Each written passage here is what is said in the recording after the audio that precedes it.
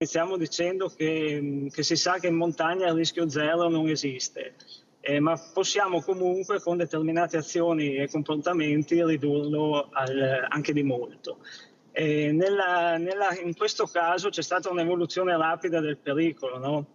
Perché diciamo che con questi fenomeni atmosferici che sono molto forti ed improvvisi, e ne abbiamo sempre di più negli ultimi anni, per uno che vive in montagna magari è normale sapere che questi torrenti, questi ruscelli in pochissimo tempo si ingrossano e diventano un pericolo e non si possono più guardare. Invece magari è meno, perché arriva dalla pianura, non è così scontato, e quindi tenere presente queste cose.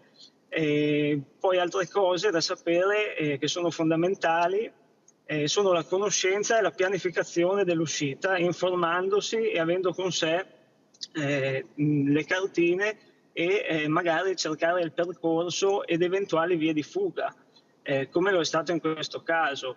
Sì, il soccorso alpino non giudica e non